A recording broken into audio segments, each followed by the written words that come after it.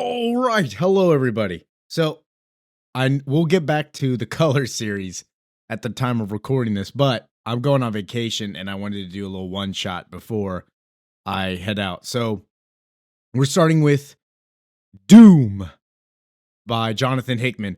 This is when this first came out, I loved it, and I was so sad when I learned that it was only a one shot. It wasn't going to keep going because man, is this one good. It's just, and the artwork is amazing too. So this one's by Sanford Green and Jonathan Hickman. Jonathan Hickman, of course, very good Marvel writer. I mean, he did Secret Wars, he did Avengers, New Avengers, Ultimates, I believe Volume 3. Don't quote me on that. He did the Fantastic Four for a bit. Notorious stuff. I don't know what he's writing right now. I would have to look. But Hickman is a very big name for Marvel, and this is just one of the one-shots. He's writing Ultimate Spider-Man. That's what it is. Yeah, and Hickman is so good with just putting little hints and Easter eggs in his writing that will just come back later, and you just forget about it. I love Hickman's writing. But here we go, hopping into Doom. So we start out with somebody flying in outer space. Who could that be besides Dr. Doom? His cloak and all tattered up and destroyed. And then somebody is grabbing him up, who we learn is actually Valeria Richards. So his vitals, however, are almost undetectable. He somehow survived out there. And the robot's like, how did he survive, Valeria? It's magic. Dr. Doom, pinnacle of science and magic. I believe he's number 2 smartest person. Some say Reed Richards is number 1. I say he's number 2. Some say Moon Girl's number 1, but she doesn't have any feats. It's just like an IQ level. But what's interesting about who found him is Valeria, daughter of Reed Richards, his greatest enemy, is the goddaughter of Dr. Doom. So Dr. Doom helped deliver a long time ago in exchange to show off to Reed Richards that he was better. And he told Sue that in exchange he gets to name it. So he basically named Valeria, and they've always had a connection in the comics where they are probably closer than Valeria and Reed is.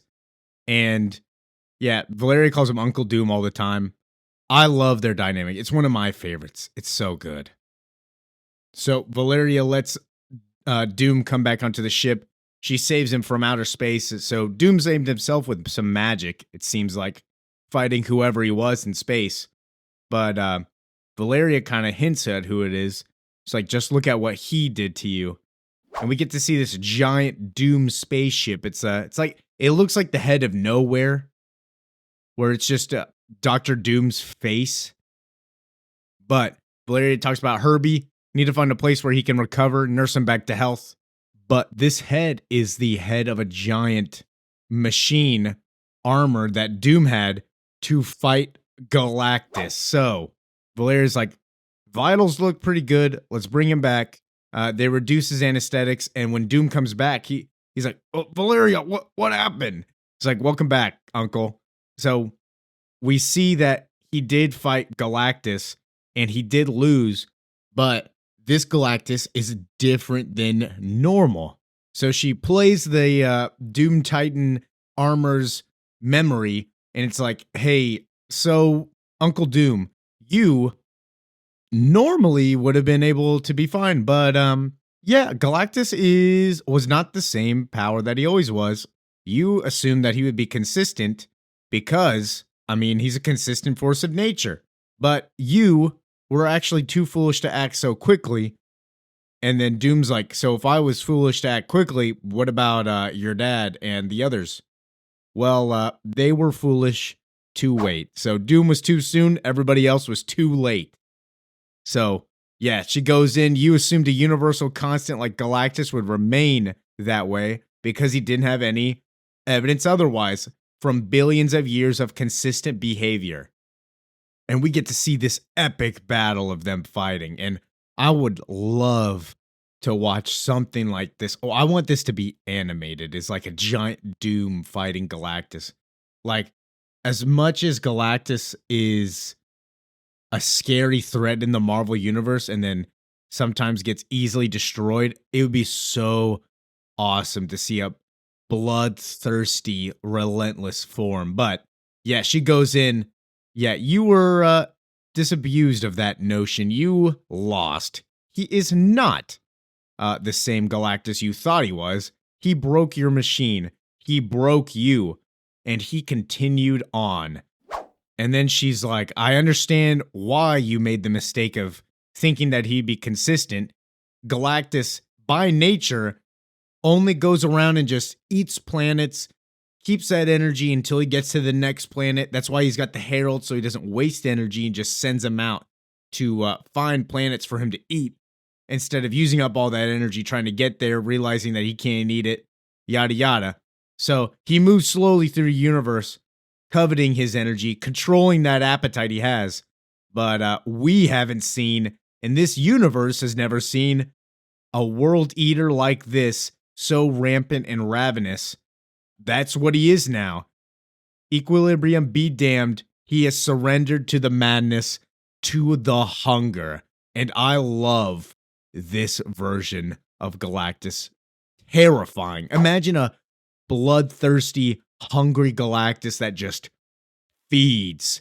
No remorse, no relent, just eats. Because regular Galactus, he only really eats when he has to. And that's how he was able to make that deal with Reed Richards a long time ago to not eat the Earth, is because he's just a force of nature. He's not really a evil being. He just is like, I need to eat. Unfortunately for you, planets are what I eat. You live here. It's not, I can't help it. One of my favorite forms of Galactus is the Lifebringer one. That's in the Ultimates, I believe.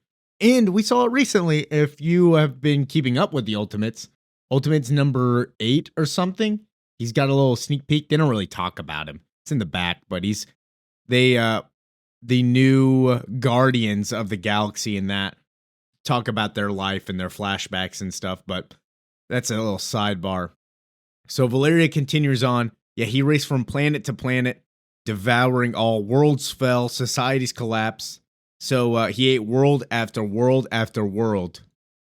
And then when you and Father first discovered what Galactus had been doing and where he was gonna go, which is Earth, Father decided to do what he always did, attempted to solve the problem, and he gathered everybody. We see Iron Man, Captain America. Those guys aren't doing anything, though. Like, let's be honest. Captain America, what's he gonna do to Galactus? We brought in Charles Xavier, Daredevil. Daredevil's also not doing anything. Daredevil's not going to be able to do anything. Ms. Marvel's right there. Miles Morales, the Hulk. Yeah, the Hulk's going to be able to do good. But I love that this is a cameo fest. But some of these street tiers aren't going to be able to do anything.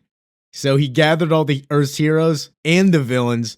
He strategized and planned, and we get to see, I love this panel. It's everybody going to fight Galactus, from Hawkeye to Namor to the X-Men. Cyclops is there, Deadpool's there, Wolverine's there. They're all going to go face the great enemy, as they say. And Galactus destroyed them all. So we just see everybody die. MODOK, Moon Girl's right there too. Juggernaut, Venom, Galactus, in his rage, just killed everybody. He left the planet an empty husk, an empty shell, a dead world where nothing would live again. That was 2 years ago. I've been looking for you ever since then. So it looks like Galactus has killed everybody on Earth, eaten everything, destroyed it all. And the only people that really survived is Valeria and Doom, because Doom tried to fight them out in space. And Doom poses the questions like, how did you survive, Valeria, when everybody else died? And Valeria, like her uncle, I'm never seduced by short-term satisfaction of victory. I've been interested in survival like you. But Doom gets back up and he's like, Valeria, Doom does not survive. He endures. So he poses a question, like, are we the only ones? Like, where did nobody else stand in his way? And they did. All the Guardians of the Galaxy, Guardians of the Universe assembled. We get to see Beta Ray Bill over there, Groot, Rocket, Gamora. We see the Inhumans, the frauds that they are. They're doing more than the street tier superheroes. I won't lie. Oh, and Nova's there too. But she continues, they fared no better than the defenders of Earth. So yes, all living things that went into Galactus's ways, only we are the ones that are left.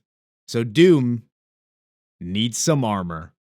And Valeria's like, yeah, I'm gonna be honest with you. You're gonna need more than that to stop Galactus. Like, your ordinary armor kind of sucks. I built something else, but thing is that you're too weak. So Herbie, if you don't know who Herbie is, that's the Fantastic Four's assistant, the robot, made for an animated show because they didn't want kids to burn themselves like Johnny Storm. They want to catch themselves on fire. It's another little tidbit.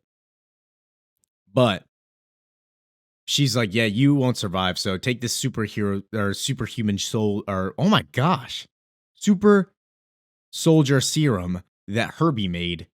It will help you. It's made from a celestial's blood. And as your armor, it's composed of Uru, which is moonrock, and vibranium, and has 3 cosmic cubes that will power you and the suit. Doom is pleased, and he looks so badass. His cape is made out of some mystic magic. He looks strong as ever, standing up. So terrifying.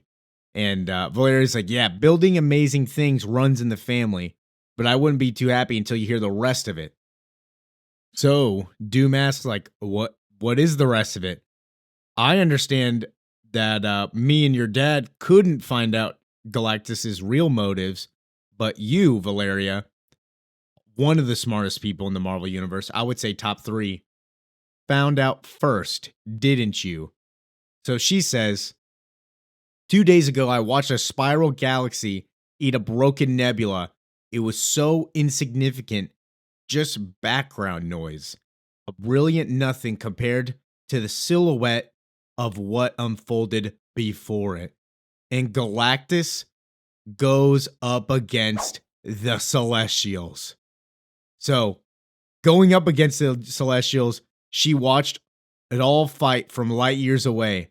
Galactus, overflowing with the power of hundreds of devoured planets, going to war with gods. The heavens shook as the Eater of Worlds fought the judges of them. It was terrifying. Many gods have fallen in the time since we have known each other, Uncle. Deicide is something we have both seen, but I swear the killing of an entire pantheon is a sight best left for the blind. Who would do such a thing? Who could do such a thing? Look if you dare. The answer is Galactus. So he powered himself up with 100 planets and killed the Celestials. And then takes their machine, the Universe Killer and Creator, so that he can replace this world with another one. So Valeria's like, to your question of why he's doing it, I haven't figured it out. But Doom then figures it out, knowing that he's taking their machine, is that the ultimate nullifier, if you've held one in your hands, this is way worse. A more nameless entropic nightmare. The death of one so that it might be replaced by another. Galactus, it seems, is tired of waiting for his role to witness the end of one universe and start a new one born from its destruction. He's just going to replace everything. So he's basically speeding up his process of watching the universe explode at the end of time, and he's just gonna do it himself.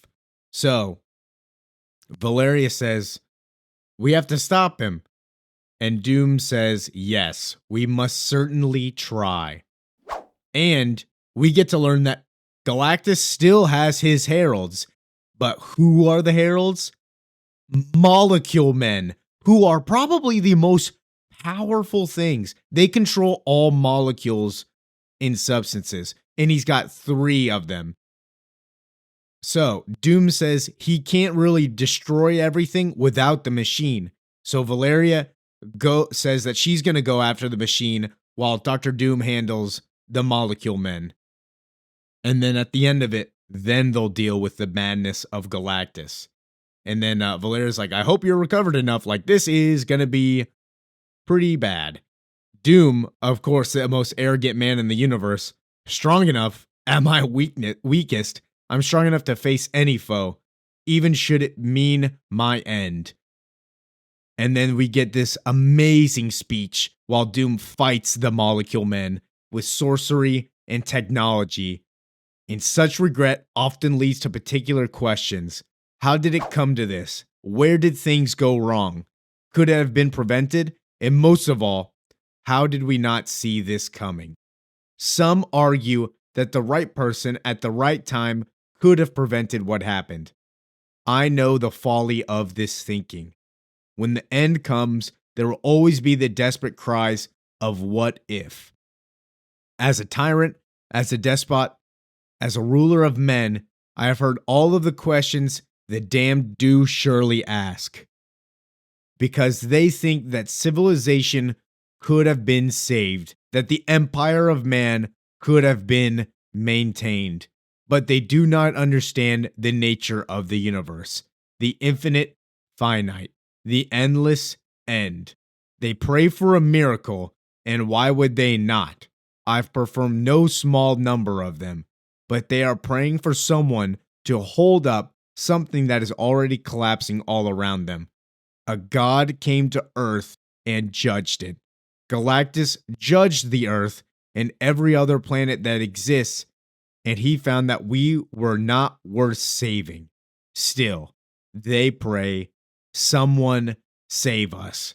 But one cannot save what is already lost. So I beg you, take a moment and think about all the things that are gone. But more than that, what we still have to lose. And with his speech, he destroys the molecule men in an amazing fight. He seems to have incinerated them with the power of the cosmic cube. And then with that, we see Valeria go and do her part of taking down the machine. And he's like, Valeria, can you hear me? And Valeria approaching the machine, asking Herbie if there's any way to disarm it or break it. So Herbie says, yep, we got it. We can do it. So she decides to go in. And then she learns that there are multiple conduits that they have to get. So her and Herbie go into the machine and understand that this is a one-way trip. I don't think they're going to make it. So she tells Uncle Doom, I want you to know something. You're always good to me. You protected me, looked after me. I just want you to know I loved you for it. And she dies. She blows up the machine. Galactus explodes away. The only sole survivor of the universe is Doom. And he finishes his speech with, because one day, sure enough, that too will be taken from you. So Doom powers his suit up to fight Galactus for the last time as the last protector of the universe. Then you will look back on the moments you lived, judging yourself on whether or not you did so adequately. This is not nihilism.